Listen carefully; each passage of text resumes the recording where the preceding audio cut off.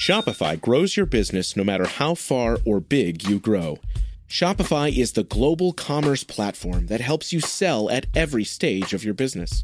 Whether you're selling your fans' next favorite shirt or an exclusive piece of podcast merch, Shopify helps you sell everywhere. Shopify powers 10% of all e-commerce in the U.S. Allbirds, Rothy's, Brooklinen, and millions of other entrepreneurs of every size across 175 countries. Plus, Shopify's award-winning help is there to support your success every step of the way. Because businesses that grow, grow with Shopify. Sign up for a $1 per month trial period at shopify.com/income, all lowercase. Go to shopify.com/income now to grow your business, no matter what stage you're in.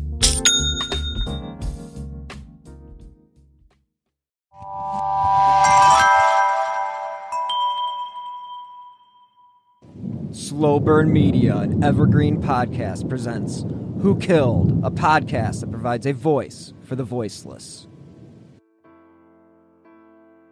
Julianne Williams loved the outdoors. She could have never known that a final outing before embarking on a new career would be the last trip she'd ever take. The 24-year-old Minnesota native was murdered in the Shenandoah National Park, down this trail just off the Skyline Drive. Park rangers are guarding the crime scene, not letting anyone down the narrow dirt trail. No, you need to go back up beyond the tape now. Okay. Williams and her friend Lollie Winans were found with their throats slashed on Saturday. They were finishing up a trip that started in New York and ended in the Shenandoah Valley.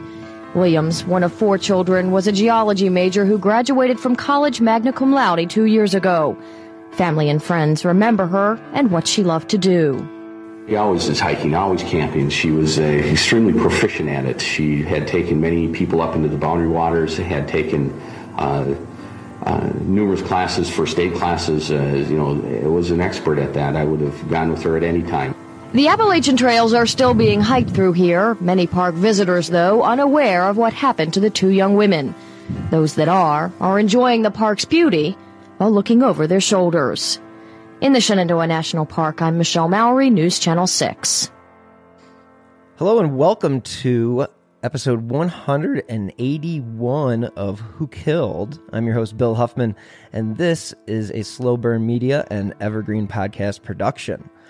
On this week's episode, I am super excited to have Kathryn Miles, author of Trailed, One Woman's Quest to Solve the Shenandoah Murders. And welcome to the show, Kathryn. Thank you. It's great to be here. I am very privileged to have you on the show. I had an opportunity to read the book. It is any true crime fan's cup of tea, I can tell you that. And it was really a fantastic read. And I have to start with, how did you get involved with this case? Because it is really tragic. Yeah, this was a murder that took place in May of 1996, and I first learned about it very shortly afterwards. I was that's the same age, really, as Lollie and Julie when they were murdered. And, as a fellow backpacker and a fellow sexual assault survivor, their story really resonated with me. And, it was one of multiple murders that I had learned about that had occurred either on or just off the Appalachian Trail, which had really kind of been like a home for me and where I really felt, the safest and the strongest. And so when I had learned quite suddenly that these murders had taken place and that these, strong, experienced backcountry leaders had not only been murdered doing what they loved, but also what I really loved, it really sort of shattered my sense of security and changed my relationship with the wilderness. Yeah, you talk about that in the book, and you do say that it sort of it took the innocence away of the outdoors. And as you mentioned, it was sort of your happy place, your safe place. And yeah, when tragedy strikes in an environment like that, where you don't expect it, it's definitely an eye-opener, and it does change the way that you kind of go about your life. What was your connection to the women that were involved with this this case. Yeah, and I think, when you kind of think back to the 1990s, if you're old enough to think back to the 90s, there was like such a sort of like, culture of the time. And when you look at pictures of Lollie and Julie and you see them with like their bandanas tied around their heads and things like that, they really were, I think, in a lot of ways, the kind of people that a lot of us really wanted to emulate. They were social justice leaders, they were volunteers, they were really interested in humanitarian projects, and they were also just a ton of fun. Lollie loved the Grateful Dead and jam bands, and Julie had this awesome sense of humor and was always making people laugh. And so, I think that they were just really, especially for women my age, people who were in their early 20s when this happened, it was hard to look at them and not kind of, idolize or idealize them a little bit, I think. But it wasn't until a few years later in 2001 when I, by total coincidence, took a college teaching job at the college where Lollie had been a student, Unity College, that I really got a larger sense of kind of who she was as a person. And, her legacy and her spirit just pervaded that entire campus. And, seeing that and getting to know the people who were really close with her really kind of brought her to life for me in a way that hadn't happened yet. Yeah. And so when you were there, you basically realized there was a story there and something that you could relate to. And was it something that you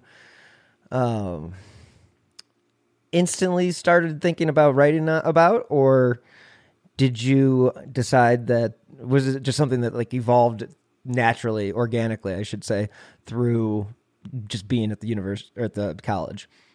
Yeah, it was definitely more of an evolution. My very first day of teaching, I was 27, just out of grad school, had no idea what I was doing. And, my first day of teaching was September 9th, September 9th, 2001. And then, so the second day was September 11th, right? Like I brand new at all of this, had no idea what I was doing, and definitely did not know how to be, sort of a leader and a facilitator at a community that had been, rocked by September 11th, I think, like everybody else had. And, our campus was still really feeling the effects of that terrorist attack in the spring of 2002, when John Ashcroft, who was the Attorney General at the time, made this very public, nationally televised press conference where he announced that an indictment had been made in the murder of Lollie and Julie, and that this individual, Daryl David Rice, was known to hate gays and lesbians. And so John Ashcroft would be using brand new hate crime legislation to seek the death penalty in the case. And in that moment, this became the first federal hate crime in our nation's history. And what really struck me at the moment was not just all of the attention that it brought back to campus and brought back to this particular crime, but there was this moment in the press conference where John Ashcroft was trying to draw these comparisons between the terror that had happened with September 11th, and that by prosecuting Daryl Rice and putting him to death, that we would somehow as a nation heal from the terrorist attacks. And even at the time, I thought, how do these two things connect? And that's still not really clear to me. But that announcement and that connection that he tried to make made this such a political and such a sort of hot button media topic that all of a sudden I found myself sort of at the absolute epicenter of all of these discussions again about the crime and who had committed it and why. And so having that firsthand experience was a really powerful one for me, especially somebody who was so young and such a new teacher too. Yeah, it's got to be being in a small college like Unity. I'm assuming that the story was still pretty prevalent, being only 5 years out, basically. Was it still something that students talked about? All of the time. It's such a small campus. When I was there, it was about 500 undergraduates, 30 faculty members. And it was this super hippie, crunchy, kind of, 1960s counterculture kind of campus. And we used to joke that it was like the Hotel California, right? You could check out, but nobody ever left. So the alumni stuck around. They started their own like back to the land farms and orchards, and, they were raising goats and things. And so, a lot of Lollie's friends became my friends, and so knowing her through them and then watching how much this announcement and this indictment and the eventual sort of court proceedings really influenced them really brought home for me just how fresh and continuous the grief and the heartbreak and the fear was from this 1996 murder. And, I think especially as true crime fans, that's something that we forget is that, for the loved ones that victims leave behind, it doesn't get easier. The grief doesn't go away. The sense of like haunting questions and lack of closure, like time doesn't heal that, And I think that was my first real exposure to that and my first real understanding of just how pervasive, those feelings are for people who have lost loved ones in violent crimes. Yeah, that's definitely an eye opener for you, I'm sure. And I mean, just losing students on a campus where 500 people, that's less than the amount of people. I mean, I had 550 people in my high school. And, it's just like, if we had 2 people killed, that would be the talk for the rest of eternity. So I can imagine that it was still very, very much a topic of conversation. And you said it was very hippie-ish. So assuming that, Lollie and Julie, they basically were very outdoorsy. And I'm assuming that is something that the campus obviously embraces. And, that would probably have been completely impacted by this crime. Is that something that you noticed through the, your interactions with the students? 100%. I mean, this is a college that has an environmental studies mission. And, one of the things that was so great about this school was that we were so outdoor focused. And so, all of the students coming in did a 10-day wilderness trip as part of their orientation. And, we as faculty and staff would go out on those trips with them. We were always really encouraged to take students backpacking, so I would always incorporate that into my courses, whether it was taking students to the desert Southwest for 2 weeks, or we'd go down to the island of Dominica and do like snorkeling and scuba diving, or even just, backpacking and camping here in Maine. So, the wilderness was really our classroom in a lot of ways. And so to have that violence then associated with the classroom, and to know that this leader of, who was finishing up her degree to become a leader in, wilderness therapy, that she had been murdered doing this really, really changed the tenor of that campus in ways that I don't think we even really understood at the time. Is this kind of what drove you to write for Outdoors, or, do the article? Yeah. I was always really, when I was a full-time professor there, I was always really encouraged to kind of do that kind of outreach writing. I think a lot of professors, all of their writing lives is dedicated to like really esoteric scholarship and research papers. But I was lucky enough that I could do more sort of like popular press, glossy magazine writing. And, after I left teaching there full-time, I did start working as a trail correspondent for Outside Magazine, which was just, such a thrill, right? I was literally spending a season either on the Appalachian Trail or the Pacific Crest Trail or the Continental Divide Trail and hanging out with hikers and backpackers. And for me, that was a dream come true of a job. It would be like somebody saying, I feel like somebody saying, go spend the year skiing and just write about it and be like, oh, right. And we'll send you some really cool new gear, right? Do you want some tele skis? Yeah. Some tele ski. and we get you in the back door, like, you sort of get that extra privilege. Oh gosh, that's awesome. That is so awesome. A dream come true right there. I am very aware that I have a very lucky job. I'm very aware of how fortunate I am to get to kind of do the work that I get to do. 100%. That's, again, being passionate about what you do is really, that's what's the point of living if you're not passionate about your job, because you only live once. And, that's, another reason why this case is so tragic is these girls were just so young. They were just beginning their lives and never really got to start it.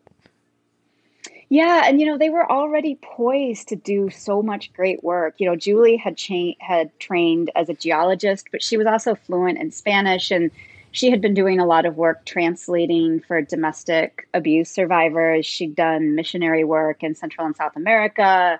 She'd done a bunch of work on Native American land in like really remote places in Minnesota. And, Lollie had this very articulated goal of creating an outward bound kind of experience for sexual assault survivors where, they could find that same kind of sort of strength in the wilderness that I think she and I had. And so, knowing that and knowing that they had all of this expertise and that they had this incredible love story, they had met and fallen in love in the wilderness. And, by all accounts of their friends and the people close to them, it was just this sort of like once in a lifetime love at first sight kind of romance. And it was really important to me to tell that part of the story too, because this is in a lot of ways a love story, which I think makes the end all the more tragic. Yeah, 100%. I think when you involve emotions that are just, if they're just a couple friends out camping, tragic, absolutely tragic. But then you throw in the fact that they were in love and they were going down this, path that they hadn't been down before, and the opportunities and all of the things that they could have experienced were just taken away from them. And it's so unfair in this world that can happen. And like, here's another thing. Like, I was just wondering, like, when you started researching this, had you done any true crime reporting before you did an article on these two women? Kind of. I think of myself primarily as a science writer and a science reporter. So the true crime type work I had done was either related to forensic testing, things like genealogical DNA, and it was also then the environmental component. So I had written about crimes and missing persons in the wilderness. So that was my entree into this a lot more than people who have like a crime beat and are covering courts and things like that. And so for me, one of the biggest learning curves when I got started on this project, because this case had been a federal capital crime and because it had gone all the way to jury selection before prosecutors suspended the case, there were, hundreds and hundreds and hundreds of pages of publicly accessible court documents, which made it a little unusual and made it different than some of the cases that have happened around it or that are ultimately kind of compared to it. And so figuring out how to navigate all of those court documents and what they meant was definitely a challenge. I had a research assistant who was a law student here at the UMaine Law School, and she was so patient and wonderful about helping me sort through all these boxes of documents, figuring out which ones really were worth our time and what to look for and what to ask for. And so that was like a crash course in like criminal law 101 that I hadn't really had in terms of my background. Yeah, talk about jumping in feet first. I mean, just right into the deep end in this particular case, because sometimes you have to work your way up to this type of tragedy, and you're literally reporting on one of the saddest and most horrific crime scenes. I mean, this wasn't this wasn't just some strangulation or something like that. This was a real scary place to be. If I feel terrible for the people that found the bodies and found the crime scene. Yeah. And I had to really have some long conversations with myself before I took this on as a book project. When it was a feature story for for a magazine, I was like, I'm not going to have to go too deep into the really scary stuff, right? I can avoid the really scary stuff. But as soon as my agent and my editor and I started talking about the prospect of a book, I knew that like all of those sort of filters were going to immediately come off. And I had just come off of writing a series of stories about a hiker named Jerry Largay, who was this amazing 64-year-old grandmother who was hiking the Appalachian Trail and had gone missing here in Maine. And it became one of the biggest manhunts in this state's history. It went on for years.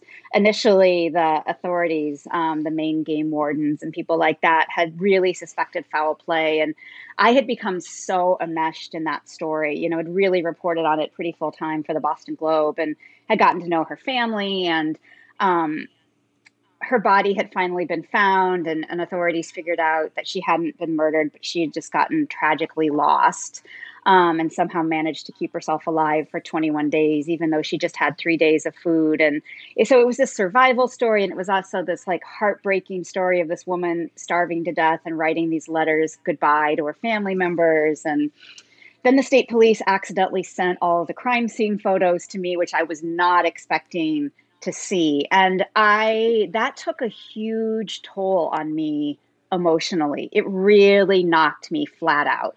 And so when the prospect of doing this book about Lollie and Julie came up, I was really aware of the emotional toll that this had already taken on me.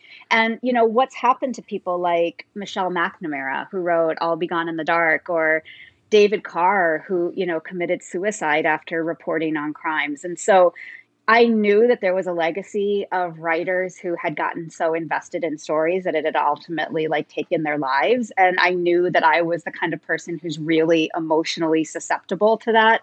So I was not super enthusiastic going into this idea of a book because I was really worried that it might destroy me along the way. It's a concern. I'm impressed that you took it on, but you definitely have to take some serious soul searching before you go into a project. I know that when I first started into the first case that I worked on, and that was the Amy Mahalovic case, I spoke with one of the guys that had been involved with writing about it, and he just said, he warned me. He said, once you get your name attached to it, it's going to forever be attached to it, and just remember that. And for a minute, it kind of pushed me back because I was like, oh, okay. So like, you have to be, one, respectful, obviously, of the situation, and two, you kind of have to be an authority on the subject matter, and then be responsible with it. It's there's a lot that goes with it. Can I ask though, how did you get involved with writing with the Globe? I don't know, proximity maybe. It helps to live in Maine and kind of be their correspondent. I started studying and participating in journalism when I was a high school student. And so I just slowly kind of built up a little bit of a resume. And for me, the thing I love the most about journalism is having the chance to really tell people's stories in depth and really have that big narrative, kind of like the classic old journalism.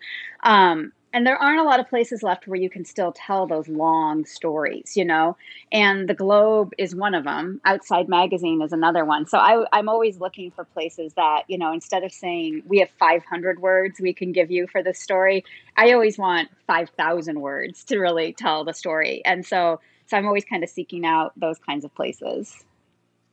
Yeah, I'm actually an old school trained newspaper guy. I was a school editor for the school paper, and so I love, I probably watch All the President's Men 4 times a year. No, I love the old school journalism. Spotlight, fabulous movie. Good. It's so good. And no, I do love journalism, and I just, the Globe, that is great that they still have that ability to write longer stories. I mean, that's actually one of the reasons why I started podcasting, was because I used to work in the news, and you can only tell a story in in television news in 2 minutes. Really, you're going to get a story across? Not really. So podcasting became a great medium. And that's why like we can sit here and have this very deep conversation about Julie and Lollie's case, because there is no set time frame. We don't have to worry about somebody saying cut or, we got to be Well, and I within really this many appreciate that you inches. say, I really love that you say conversation too, because I feel like that's so important, right? And that's what's so great about podcasts like yours is that, so often like when we're just writing or researching, it feels like we're doing it in solitude. And so the idea of having a conversation, not just among, for instance, the two of us, but among listeners too, that they get to be a part of the conversation too. I feel like that's really important, especially for these unsolved crimes. I've been really excited by like the kind of crowdsourcing that happens with podcasts or with discussion boards in terms of people really working together to move cases forward. And I wholeheartedly believe in the power of that. Oh yeah, 100%. And it's a community. It's interesting. The whole true crime community very much wants everybody to do well, because everybody is, when you do well, you're doing some service for somebody's family. I try to focus on unsolved cases mostly because of the fact that there are just way too many of them. And there are a lot of people out there that aren't blonde hair and blue eyes. And I use that line here and there when I meet people, because it's like, for every Elizabeth Smart, there's, 40 other girls that have gone missing and aren't reported on, or maybe get a story or a blurb in the newspaper, but that's it. And when you go back and you try to research on these cases, you really realize, wow, this has been a long time bias. And it's kind of tragic. And the whole newspaper industry, that's another tragedy, but that's a topic for another day, let's say. But I'm really glad to hear Globe you seems call to be attention. doing well. Yeah, and I'm really glad to hear you call attention to the need for more coverage of crimes involving, people who are ethnic minorities or racial minorities or, different sexual gender orientations.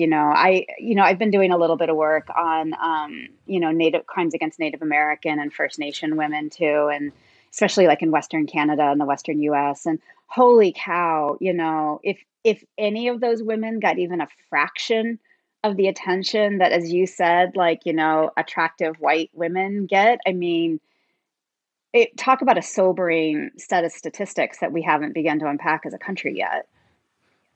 The Canadian Indigenous issue is absolutely disgusting and a crime against humanity. And for the people that don't know what we're talking about, there are a few podcasts that the CBC has done on missing and endangered, and I think Missing Cleo or Finding Cleo.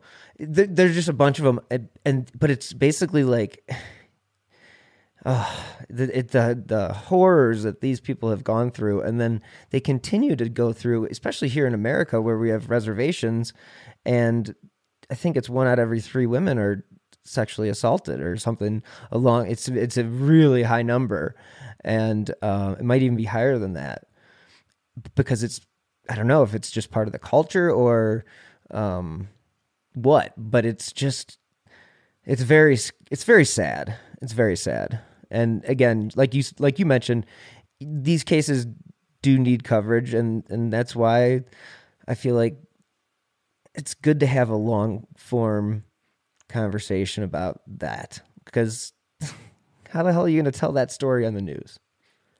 Yeah. And it's a social, it's a social justice issue. And I think sometimes we forget, we look at a crime in isolation and we forget to look at all of the social issues that are underlying it. One of the things that was really interesting to me as I started doing this deep dive into crimes that occur in our national parks is just the really long and sad, tragic, unjust story of the formation of so many of our national parks. Shenandoah, where this murder of Lollie and Julie took place, there were thousands of Appalachian homesteaders who were forcefully evicted from their homes to build Shenandoah. You look at parks like Glacier National Park, again, untold Native American people evicted, or places like Lake Powell, which I love. Don't get me wrong. I mean, I grew up there, but it was flooding these sacred Native American spaces too. And so I think that we can't talk about violence in the wilderness without understanding, some of these larger social and environmental issues, and in some cases may even be contributing to the violence. Yes, I would agree. I mean, we cannot put a bunch of people. One, everything we did was wrong. Like you just can't do that. Like we stole so much land and for so many different purposes, and right, wrong, mostly wrong. What we ended up doing as far as like, where are we going to put these people as we displace them? We didn't do them any service. We did them a disservice. And if you go to any reservation in this country, it's like going to another country and not a nice country. It's really sad. Yeah. And for me, I go back all the time just because of my, training, academic work is this idea of wilderness access too, and you look at a place like Shenandoah National Park, which was segregated well into like the 60s and 70s, where there was one place where Black people could go in the park, and, when you think about who feels like they have access to our wild places, there are untold numbers of people who, because of the color of their skin or their sexual orientation or their religion or their body types, feel like they're not safe in the wilderness.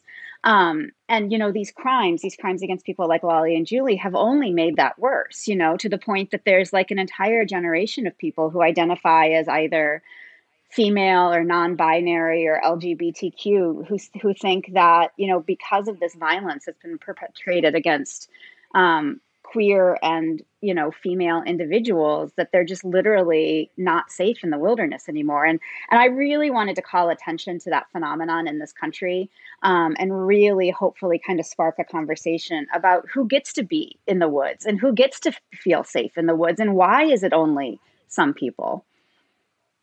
It's a fabulous point, because I grew up boating and sailing, and you just think about the water and how many people utilize the lake and this, that, and the other, and it's like, we just don't give access to certain people. It's so unfair. It's just unfair. I'm just going to call it what it is. It's unfair. And we've lived in an unfair society for so long that it's become the norm almost. I mean, yeah, like you talk about the segregation in Shenandoah up until the 60s and 70s. I mean, that's insane. But there are also freaking states in this country that haven't passed anti-lynching laws yet.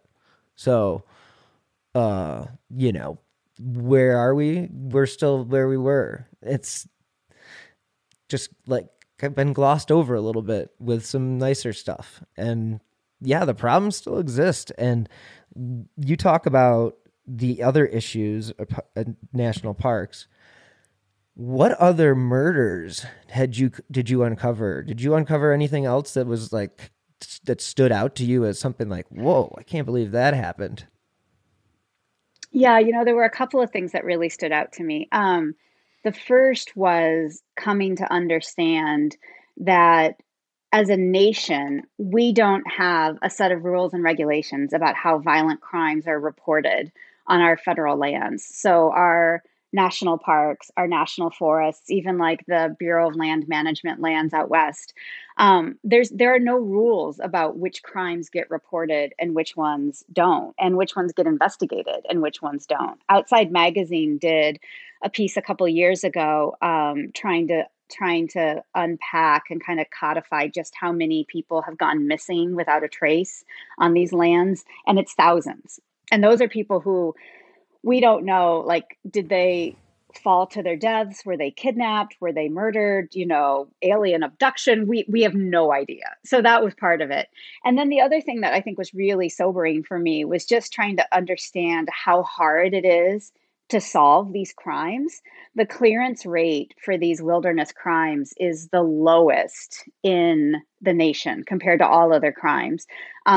Crimes against law enforcement rangers and law enforcement rangers who are killed in the line of duty is exponentially higher than, for instance, FBI agents killed in the line of duty. And then, just trying to figure out, like, what is a backcountry crime scene? What is the motivation there? That kind of stuff. Like, the FBI is at least the retired FBI agents that I talk to are very frank about talking about how they're just way over their heads in those sorts of crimes. I talked to some of the folks who investigated the Yosemite murders that Cary Stayner was responsible for, and the agents were really, really honest and candid with me. They were like, we had no idea what we were doing. We were not trained in backcountry homicide forensic investigation. Two of the agents were telling me that they had even interviewed Cary Stayner fairly early on in the process, but they were so sure that this had to have been a crime committed by people who knew each other, that they basically just, had this creepy conversation with Cary Stayner and then never thought about him again. And then he went on to murder another woman, in or right near the park. And so, I think as a country still, like, when we think homicide, we think Law and Order, right? The TV show, or CSI. We think about, an apartment or an alley or something like that. We do not think about a backcountry campsite or a place that doesn't really have an obvious beginning and end. And our justice system doesn't really know what to do with those places. Yeah, let's expand on that a little bit, because the crime scene in this case, I mean, again, we're talking, like you said, backcountry murder with, there's obviously animals, there's obviously rain, there's weather, all sorts of different things that can impact a crime scene. And in this particular case, I mean, explaining the crime scene a little bit. Because it was pretty. Yeah. I don't know what the right word. I don't know what the right word is to say other than like. I mean, it's just like you just came across something that's just like, okay, yeah. And that is exactly what I think the FBI agents who worked the case. I think that would be the technical term that they would use to describe the crime scene too. So what very we professional know is that. Yeah. Lollie and Julie arrived at Shenandoah either on May 18th or May 19th, 1996. And they both were really avid journal keepers, and they were doing a lot of journal writing while they were there. So we're able to recreate their itinerary pretty exactly in some ways for their time in the park. And for reasons that have never been clear to either the rangers, the FBI agents, forensic experts, and now me, is they somehow found their way onto this little known trail that used to be a horse trail decades earlier and had just grown completely unused. And being really good backcountry campers, they knew that that the best way to set up a campsite and be safe is to what backpackers call stealth camping, right? Which is, you don't go to a campground. You find a secret spot off the trail that you've bushwhacked to where you're totally hidden. And that's basically the best way to build security for yourself. So that's what they did. And they had set up their camp along a stream. This was off of this trail that nobody ever used. So the first question that I think everyone had at the time and still has is, how did this murderer ever even find them? And I speculate a little bit about that in the book. But this individual was so skilled and like hauntingly sophisticated as a murderer. Had a murder kit that had a knife and duct tape and gloves and possibly a gun. Subdued these two really strong athletic women and their dog, managed to bind and gag them, sexually assaulted Julie, we think, and then, murdered them with just this very brutal, slice to the neck, and then managed to leave without a trace, So that's what the authorities were up against, plus the fact that it took days before anyone knew the women were even missing. And then it took longer even for the authorities to even figure out where they were because their campsite was so hidden. So by the time they were found, some days had gone by. The medical examiner of Virginia made the conclusion that the women had been murdered on May 28th. Their bodies were found on the night of June 1st, and the investigation didn't really start until June 2nd. So, some time had passed. And as you say, there's weather, there's animals, and I had gone through the murder scene with some of the FBI investigators and their evidence response team. And, as one of the guys says to me at the crime scene, he's like, look around, like, how many rocks do you see? And there's obviously hundreds, if not thousands of rocks. And he's like, one of these could be a murder weapon and 999 of them could just be rocks. And as an investigator, how do you figure out the difference? And the FBI is trained to investigate urban crimes. They're not trained to really investigate backcountry crimes.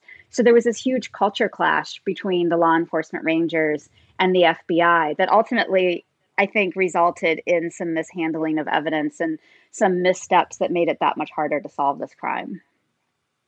Yeah, securing that crime scene and then figuring out when the bodies, when they were murdered is super important when it comes to, determining who could be responsible. Because, again, you talk about in the book, like how they, the investigation begins and they're kind of like dilly-dallying around about it. They're like, yeah, they'll come back or, whatever, when they were reported missing. And then they find the bodies. Obviously, we've got a problem. And so it's like when I read the book, I just thought to myself how scary those last few minutes must have been for those two women, and thinking that they're safe by doing what you just said, doing what they were supposed to do, following the things that they were trained to do. These aren't inexperienced backpackers. And then to have what happened had to just been the absolute worst. And then to seriously investigate this case, you have to go backtracking. You have to start looking at all these old videos, seeing what you can find. I mean, this is 96, so we're not talking about lots of CCTV or anything like that. And, it was a brutal, brutal murder scene. And both women, now don't get me wrong, or correct me if I'm wrong, were they both in their sleeping bags still? Mm-hmm, mm-hmm. So Lollie was in the tent, and she was gagged with her long underwear, and her arms were duct taped behind her back, and her legs were bound with another piece of long underwear. And she was found lying face down in her sleeping bag in the tent. Authorities speculate that the perpetrator murdered her first, and that he really had Julie in his sights as a target. He separated them and took Julie along with her sleeping bag and her sleeping pad over to near the stream. And there's some good evidence that he had sexually assaulted her with a vibrator that was found at the scene. And that he had also brought some like really creepy, like BDSM type sex toys and things that he had used.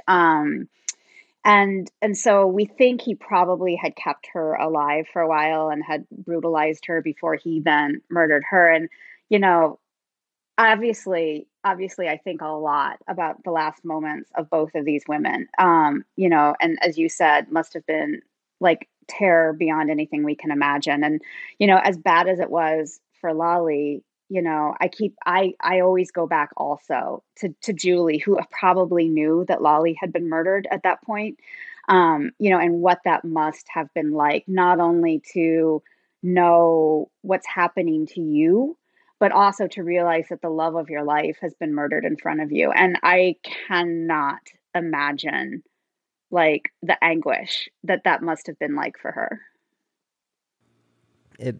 It's incomprehensible. I mean, it's a question that it's rhetorical. I mean, you really don't expect an answer because you really just don't know. It's just something everybody's left to ponder because, fortunately, we don't know exactly what it was like for them. And you can't put yourself in their position, but what you can do is you can figure out what got them there. And you said you had a couple theories on, I'm not going to ask you to explain your theories because, it's in the book. But there is definitely, do you feel like once John Ashcroft came out with the indictment and stuff, we're going to fast forward real quick. What do you think his end game was of that? Did you really think he believed it, or was it just sort of placate people? I'm trying to figure out exactly what his goal was there. Well, and I asked him multiple times as I was researching the book. And I'm sure he gave you a straight answer every time.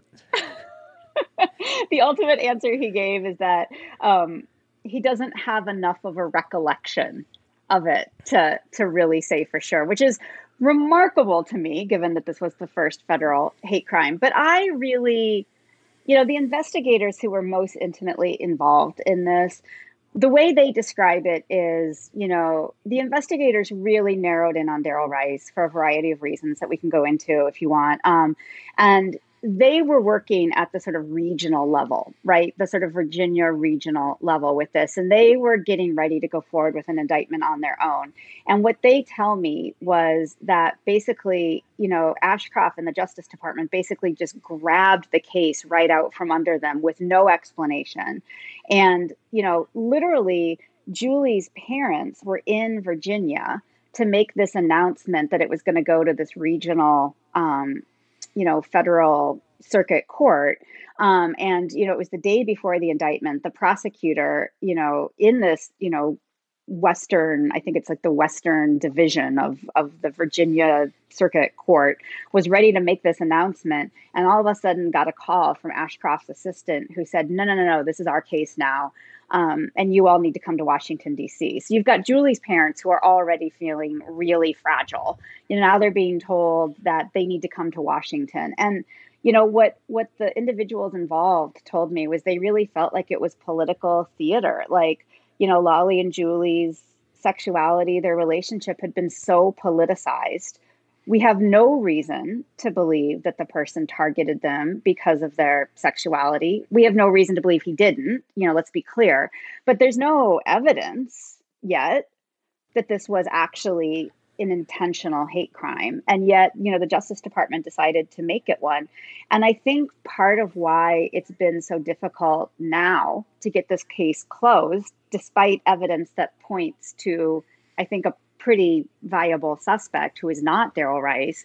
I think part of why it's so hard to get any closure is because the Justice Department had made this such a political issue and had made this such a high profile case with this indictment and this hate crime stuff, that now maybe there's some embarrassment and egg on the face of them. And so they're like, well, we'll just kind of let this quietly slip away, and maybe people won't remember that we were really sure that Darrell Rice had targeted them because they were lesbians. I don't know, but that's my speculation. Yeah, and we're gonna get back to that in just a second, but yeah, definitely the egg on the face thing is true. I mean, you see it with DAs, people who don't want to, prosecutors who do not want to say they were wrong. They don't want to admit that they brought the wrong person to trial, and it's like they'll force a square peg into a round hole. And I don't even know if that's the right reference, but you know what I mean? It's just they'll force whatever story that they can. And with that being said, what were some of the things about Darrell Rice that they were focused in on and made them focus in on him?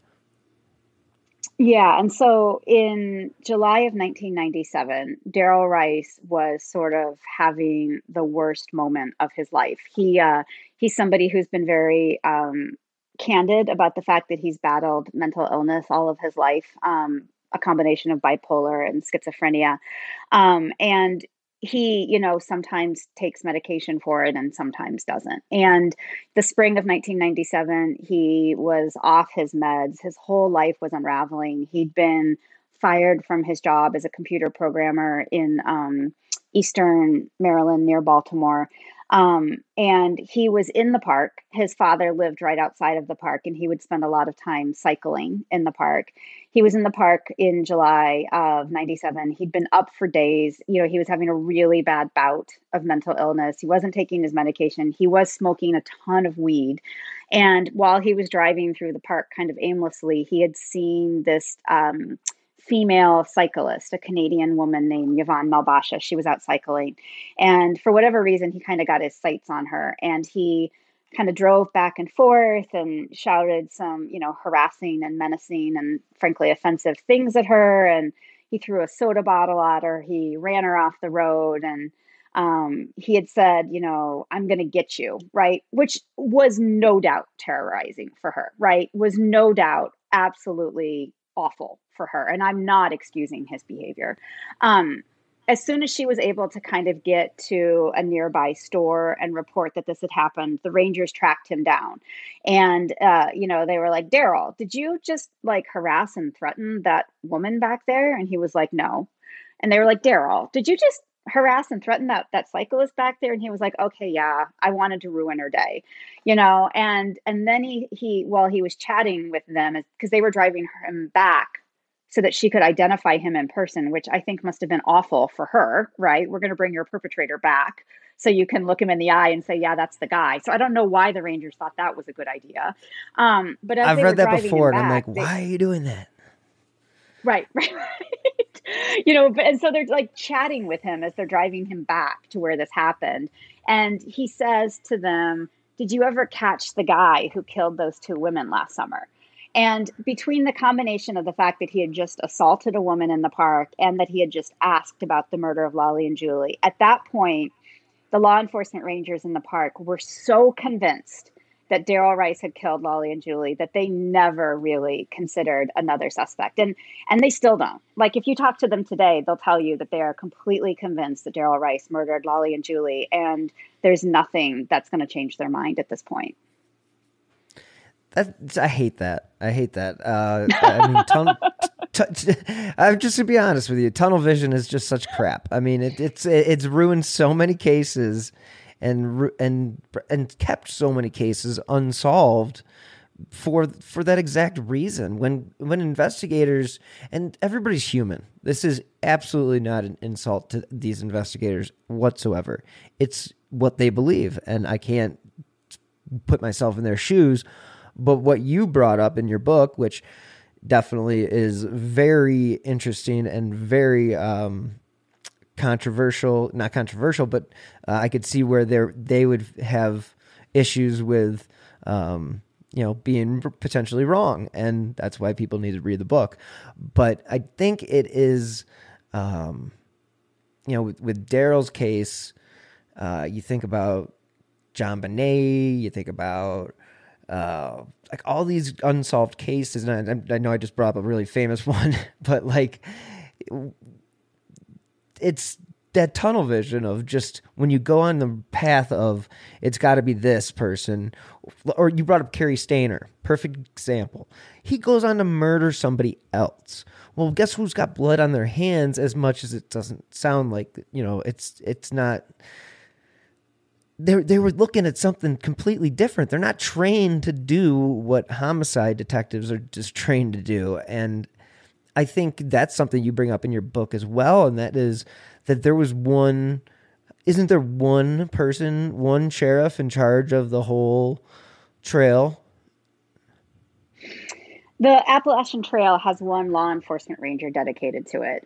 Shenandoah National Park had, I think, 4 law enforcement, maybe 5 law enforcement rangers at the time, short-staffed, and again, they were, the funding of the national parks has been a travesty since they've existed, and so, even I think a well-meaning law enforcement ranger is going to find some significant challenges in terms of being able to do their job. But, what I come back to again and again and again is some of the real provincialism that started to happen with this case. So when this other suspect emerges, this known serial killer whose DNA they cannot exclude from DNA found at the crime scene, they refuse to investigate this individual.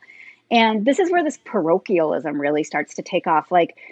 Because this known serial killer had murdered young teenage women, they're completely convinced that he's a pedophile, despite the fact that these are teenagers who were sexually mature, right? So that's not pedophilia. And that there are many, many, many 15-year-old teenagers who look like 20-year-olds, but they would say things to me I would say well, why can't it be this guy? Why can't it be him? And they're like, well, he's a pedophile. And I'd say, well, how do you know? And they were like, well, we looked at his porn. And the women had shaved genitalia. And and in my head, I'm like, have you guys ever seen porn? Because that's the costume requirement for people, men and women in most porn, But I think that's just that's not their world. And so they just make these assumptions that have ultimately led this case to not be solved. Yeah, that whole pedophile thing. I've run into that a few times in investigating cases, and it is amazing how many times you hear that. Well, they're a pedophile. They're into boys. They're into girls. And it's okay, well, did you look any further than that? Because, there's been, not every pedophile is the same, guys. Just not every serial killer is the same. Yeah. Are there similarities? Sure. Is there a commonality across the board? Absolutely. But does that mean that every single case is going to be the same? Hell no. And you can see how that would affect all these different cases. If an officer goes, well, he's into little boys, well, then they're not going to investigate him for the death of a girl. Or, this particular individual that seems very likely to be the suspect or the killer, yeah, these women were not, these were women. These weren't little girls. This wasn't even close to they were women. This isn't tunnel vision is just such a terrible thing, and it's human nature, I know, and it's terrible to blame or put blame on these individuals, but I'm not, because I'm really not. I'm just more frustrated with the fact that it impacts a lot of these different cases. You look at the Long Island serial killer case. They still don't know what's going on there, and it's just they throw out all these different things. They malign all these different people. Julie and Lollie's sexuality being part of the reason they were killed. Come on, where's the evidence? You had mentioned that before. Where the hell's the evidence?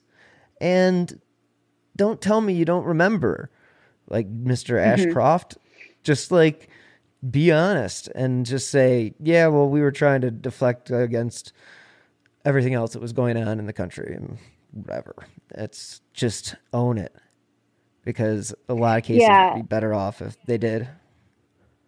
And for me, there was a point in my research where, I realized that this case really crossed from just tunnel vision into something more insidious. And, I mentioned earlier that when Ashcroft announced the indictment against Darrell Rice, he had said, well, we know that Darrell Rice said that he hates gay people. We have a microphoned informant who recorded Darrell Rice saying he hates gay people. And it wasn't until the Innocence Project got involved with this case, and his defense team, really great exoneration attorneys, said, well, can we hear that that informant conversation that you recorded where he says he hates gay people? And they said, yeah, sure, here it is. And so they play it, and it goes something like this. Daryl Rice says, man, I'm so mad right now. And the informant says, well, why are you mad?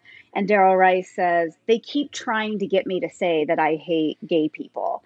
And the guy's like, dude, that sucks. And Daryl Rice is like, yeah, right. And so what they did was they took this tiny little snippet completely out of context, where if you hear the whole conversation, what Daryl Rice is saying is like, WTF, I clearly don't hate gay people, which if you look in his background is completely true. His roommate was gay. Like, he had really good friends who were gay. Like, Daryl Rice is like the most accepting human on the planet, but again, like the Justice Department, in my opinion, behaved unethically, immorally, potentially criminally in doing things like that. Like they knew the conversation. They knew Daryl Rice was saying this is preposterous, and yet they used it in order to seek the death penalty against him. And I have some really big problems with that. I do too. I think that's totally, talk about taking things out of context, literally. And that is not how our justice system is supposed to work.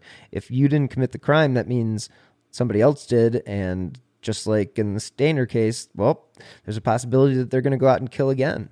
Because if they're willing to kill three, or two people, and then in Stainer's case it was three, and then the fourth, they're probably going to do it again. I mean, it's just, I have a feeling that what you've found in your investigation is you're barking up the right tree. Like, that's the way I feel. Because, I mean, there are so many things about this case that just they don't want to recognize as screw-ups or, oh, hey, we may have dropped the ball here. Well, okay, well, admit it. Like, then let's move on, and like, it's okay. Just let's move on and stop talking about Daryl Rice and maybe look into this other individual, because again, who cares? It's not about your ego. It's about bringing justice to these families, which unfortunately, is it Lollie's family that's her parents aren't alive anymore, or Julie's family? Her mom died. Lollie's mom died very shortly after. She was just completely destroyed by this. Her dad, by the time I started working on the book, her dad had been diagnosed with late stage Alzheimer's. And so while, he was alive for a good part of the book, he obviously, it wasn't, it wasn't ethical for me journalistically, to be in touch with him. Julie's parents are alive, they're well aware that they're aging, and,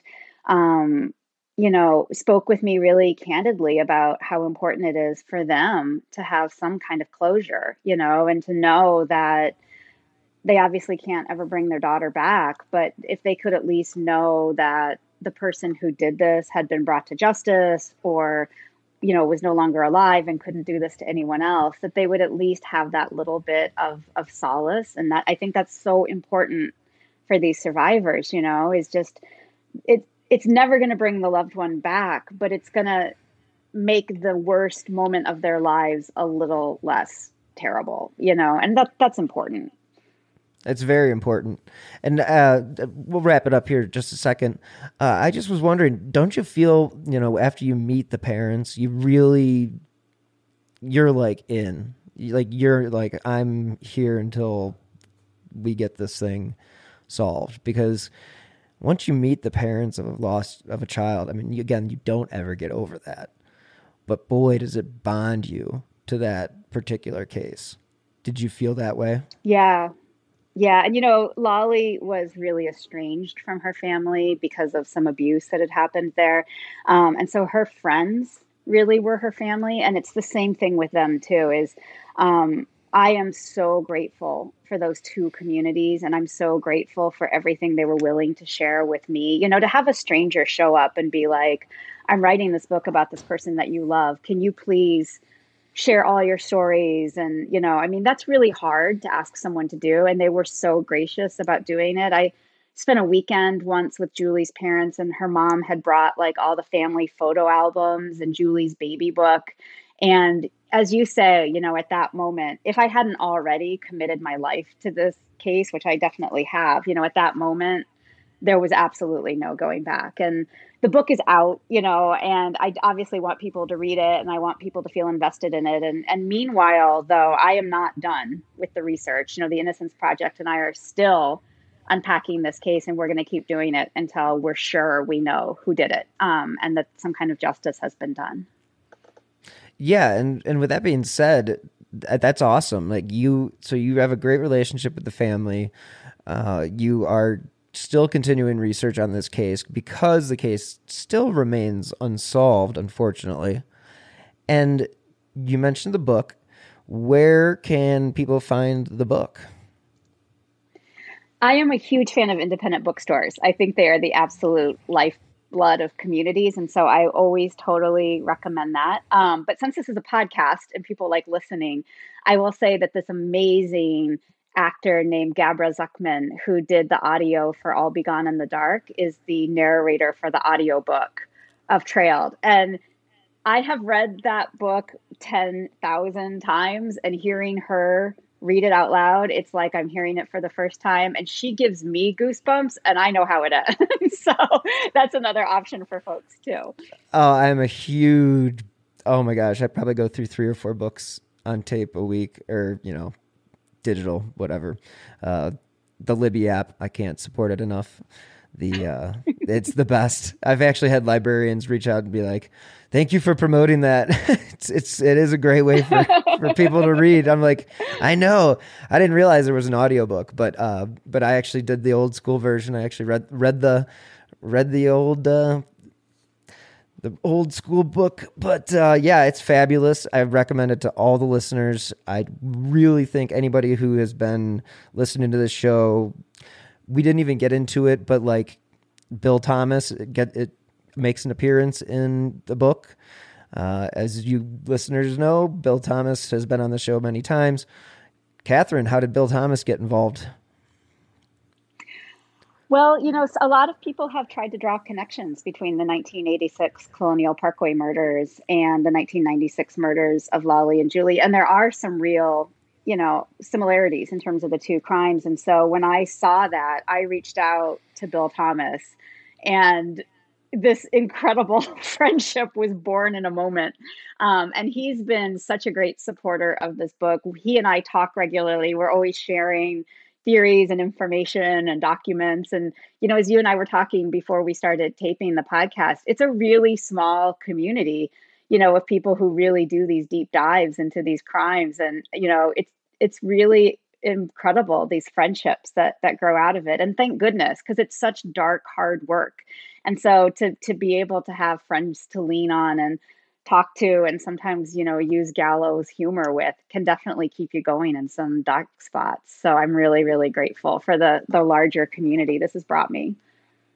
Yeah, it's definitely a community of helpful people and people that are willing to give their time. And thank you again for giving your time. I can't recommend the book enough. I go through millions of books a week and or a year, and this was definitely one of my favorites so far in the last 12 months. So definitely everybody check it out, and yeah, go to your independent bookstores and get them. And if you want the audio version, like she said, the narrator from the I'll pick a narrator and I will just read their catalog or listen to their catalog, I should say, and I end up down I'm telling you, crazy paths. Could read you.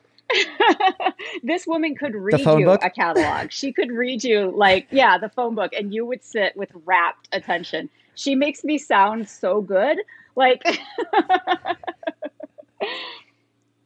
Well, that's awesome. I think that is great. I mean, the fact that you already have the audiobook out and the book is available at independent bookstores and pretty much wherever you get books, but definitely go support your independent bookstore. And Kathryn, do you have any social media that people can follow, or any way that they can follow you as far as this case continues?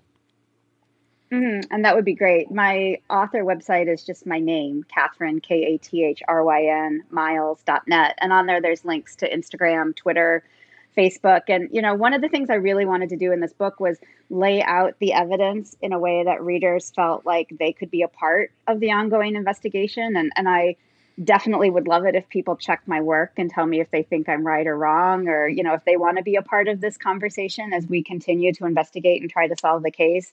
I feel like the more the merrier. And I feel like crowdsourcing amateur sleuths are absolutely a great way into these sorts of things. So I would definitely welcome the company on this journey. Well, that's awesome. Yeah, I really think that, being involved and interacting with the listeners and the readers is a great way to, keep the story alive and then keep their spirits alive, Julie and Lollie. And again, Kathryn, thank you so much for taking an hour plus out of your day. I know you're this big, huge author now, so, thank you again. Thank you. And thank you so much for the work you do and for calling attention to really important cases that deserve the time. So I'm just really grateful that your podcast is out there. Well, thank you very much. I, again, appreciate it. Thank you guys so much for tuning in this week. I really have to thank Kathryn Miles, author of Trailed, One Woman's Quest to Solve the Shenandoah Murders. If you have not picked up the book yet, I highly recommend it. It is a true crime thriller. It will definitely keep you on the edge of your seat, and you will not be able to put it down. I would recommend, just like Kathryn did, to purchase it at your local bookstore. It's always good to support the local guy and gals. So thank you again to Kathryn. Thank you, listeners, for tuning in to this week's special episode.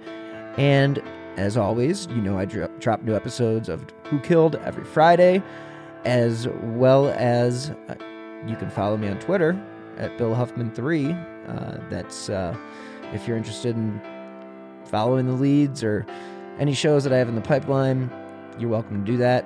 You can also support the show by donating via Venmo with my username at Bill-Huffman-3, or you can donate with my email and PayPal, and that's BillHuffman123@yahoo.com.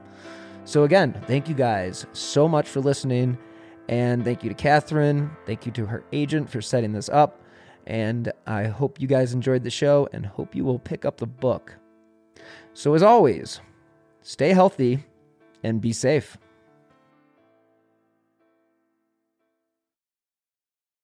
I'm Victoria Cash. Thanks for calling the Lucky Land Hotline. If you feel like you do the same thing every day, press 1. If you're ready to have some serious fun for the chance to redeem some serious prizes, press 2. We heard you loud and clear. So go to LuckyLandSlots.com right now and play over 100 social casino-style games for free. Get lucky today at LuckyLandSlots.com. Available to players in the U.S., excluding Washington and Michigan. No purchase necessary. VGW Group. Void where prohibited by law. 18+. Terms and conditions apply. Okay, round 2. Name something that's not boring. A laundry? Ooh, a book club. Computer solitaire, huh? Ah. Sorry, we were looking for Chumba Casino. That's right. ChumbaCasino.com has over 100 casino-style games. Join today and play for free for your chance to redeem some serious prizes. ChumbaCasino.com. No purchase necessary. Void where prohibited by law. 18+. Terms and conditions apply. See website for details.